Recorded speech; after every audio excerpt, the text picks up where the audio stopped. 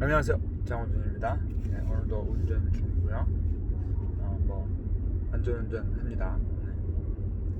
네. 오늘 이제 해드릴 말씀은 이야기는 어떤 의미에서는 이제 셀프 에이징이라고도 말할 수 있고, 그러니까 스스로 에이징하는 거, 아니면 이제 스스로 옵티마이징 하는 거, 최적화하는 거. 본인의 귀와 청각 능력을 최적화하는 부분에 대해서 좀 이야기를 해보려고 해요. 우리가 이제 많이 여러분들 고민하시는 부분, 여러 가지 갈등이 있는 부분, 이런 것 가운데 하나가 장비를 선택하는 거.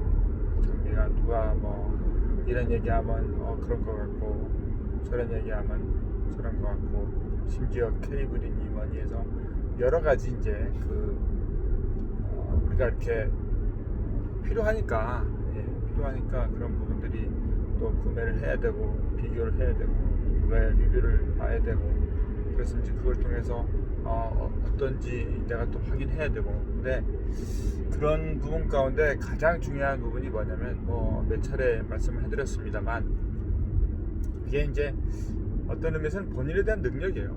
그러니까 이제 우리가 똑같은 A라는 기기를 A라는 모니터에서 똑같은 음악을 재생한다고 해도, 물론 공간에 대한 부분도 있습니다. 룸 어쿠스틱이라는 부분이 중요하니까. 그래서 여러분들이 있는 모니터 환경이 그 환경에 따라서 전혀 다른 소리가 나올 수 있는 것들은 분명한데, 그러니까 그냥 똑같은 위치에서, 똑같은 공간에서 똑같은 장비와 똑같은 음원을 이렇게 플레이를 해놓고 나와 옆에 누군가 같이 듣는 사람이 과연 똑같은 소리로 그걸 인지하느냐, 그게 다르다라는 거죠.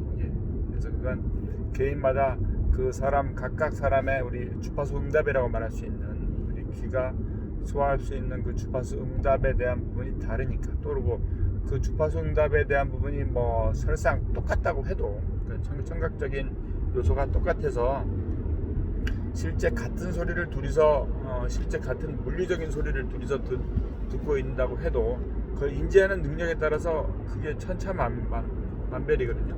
그러니까 나는 못 듣는 소리, 아니면 나는 이렇게 별로 잘 이렇게 인지가 안 되는, 아니면 나는 어떤 모양을 잘 모르겠다는 그런 부분들이 많을 수도 있는 거니까. 똑같은 음식을 먹었는데 나는 못 느끼는 맛을 누군가는 느낄 수 있는 거고. 그러니까 그거를 진짜 뛰어난 요리사가 남의 음식을 먹었을 때 그 재료가 뭔지를 파악할 수 있는 정도까지 될 테니까 터널입니다. 그러니까 이제 그런 부분에서의 그 차이가 있다는 것을 우리가 가장 먼저 인지를 해야 돼요. 그래서 그걸 먼저 머릿속에 넣어놓고, 그 다음에 장비를 리뷰를 읽던 뭘 선택을 하든 그래야 되는데, 의외로 그렇지 않은 상태가 많다라는 겁니다. 그러니까 전혀 본인에 대한 거는 파악이 안 된 상태에서 그냥 일단은 어떤 브랜드나 어떤 리뷰나 어떤 글이나 그런 걸 통해서 장비에 대한 선택을 우선적으로 하시는 경우가 의외로 많다라는 거죠. 그래서 분명히 똑같은 스피커인데 왜 내가 만드는 믹스랑 다른 사람들이 만드는 믹스가 다른가? 그래미상을 탄 누구의 어디에 있는 모니터 스피커, 어떤 아웃보드, 그런 광고 많이 보잖아요. 근데 왜 똑같은 거를 썼는데 왜 나는 그런 걸 못 만들고 있냐, 그런 거지 이게 내용이. 그래서 스스로 이제 어떤 내가 청각 듣는 거야 우리가 평생을 다 들어왔으니까. 근데 청각에서 내가 이제 만들려고 하는 부분에 의해서 어떤 소리들을 우리가 인지를 해서 엔벨롭을 인지를 하고, 어떻게 그거를 내가 구현하고 어디에다 놓을 것이며 이런 부분에 대한 기술적인 게 우선돼야 된다는 얘기가 분명히 이제 말씀드린 이야기니까. 그리고 그런 부분이 우선되지 않는다라면은 사실상 여러분들은 계속 무한 루프에 걸려요. 그래서 이거 사서 괜찮은 것 같아서 몇백만 원짜리 카드 긁어가지고 샀는데 그러고 난 다음에 정작 작업을 해보면서 이상하다, 룸 어쿠스틱이 별론가. 그래서 또 다시 또 공간에 뭐 하고 그걸 다 끝냈는데도 역시 아웃보드가 필요한가 보다, 아니면 역시 마이크가 이런가 보다, 뭐가 그런가 보다.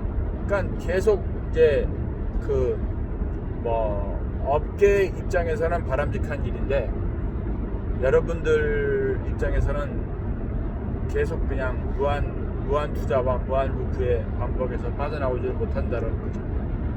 그래서 이제 뒤에는 역시 그런 것들을 다 경험하고 난 다음에 어떤 시점에 가야 이게 장비가 일을 해주는 것이 아니구나, 장비가 어떤 중요한 역할을 한다는 것이 아니구나, 이렇게 느껴질 거예요. 그게 거의 대부분 그 최종적인 그 결론입니다. 그래서 그 선까지 가고 난 다음에 기술적인 것을 본인이 이렇게 이제 다시 뭐 체득을 하든지 공부를 하든지 해서 이제 그걸 끌어올린 다음에, 그럼 이제 그 뒤에 여러분들이 선택하는 장비들이 조금 더 의미를 가질 수가 있다라는 거예요. 그러니까 이 가장 간단한 기본적인 원칙을 여러분들이 좀 잊지 않았으면 좋겠어요. 그리고 아까 제일 처음에 말씀드린 그 에이징이라는 부분도 사실상 그래요. 우리가 스피커를 사서 아니면 어떤 장비를 사서 그 에이징 한다라고 말하는데, 실은 우리 귀를 에이징 하는 게 우선이거든요. 그러니까 여러분들 좋아하시는 음악 계속 듣고 그냥 그것을 이렇게 즐기는 그 차원에서, 그러니까 맛있는 음식을 먹어온 차원에서 음식을 먹고 먹방을 봐왔다면은, 이제 여러분들이 음식을 만드는 상황에서 그 맛이 어떻게 나왔을까를 고민하면서 그렇게 해나가야 된다는 거죠. 그게 우선입니다. 아셨죠? 계속 제가 하는 얘기라서 또 장쌤 또 똑같은 얘기한다 그러실 수가 있습니다. 이거는 어쩔 수 없어요. 이건 계속 반복할 수밖에 없는 이야기예요. 왜냐면 못 들으신 분들도 있는 거고, 계속 그 무한 루프에서 빠져나오기를 원하시는 분들이 많으니까. 그래서 가급적이면 빠른 시간 내에 빨리 빠져나오시기 바랍니다. 그래서 제가 만들어 놓은 뭐 좋은 툴들도 제 생각에는 완벽할 수 있는 툴들도 있으니까, 그래서 소리를 듣는 거부터 해서 여러 가지 인식을 하는 거, 인지하는 거, 여러 면에서 여러분들의 귀와 청각 능력을 일단은 우선적으로 이렇게 좀 더 잘 만들어 놓고, 그러면은 우리가 그 녹음실에 거의 표준이라고 말했던 NS10M 같은 야마의 모니터 스피커도 그게 엄청난 사운드를 내주기 때문에 그게 스탠다드 표준 모니터로 쓰이는 것이 아닙니다. 그러니까 많은 탑 엔지니어들이 NS10M에서도 소리가 좋으면 다 좋다라고 말할 만큼 어떤 그런 안 좋은 부분들이 있지만, 그것이 이제 어떤 실질적으로 이제 음색을 우리가 컨트롤하고 믹스하는데 이렇게 이제 기본적으로 우리가 많이 레퍼런스로 활용되는 그 기준이 서 있기 때문에 그렇다라는 거예요. 그러니까 그거 모르고 그냥 NS10M 그 집에다 작업실에다 해놓고 사운드 이상하다고 하는 경우 지난 수십 년 동안 많았어요. 똑같은 얘기예요. 그런 부분에 있어서 좀 더 신경 써서 열심히 좋은 음악들, 좋은 음향들, 좋은 믹스들 많이 하시기 바랍니다. 감사합니다.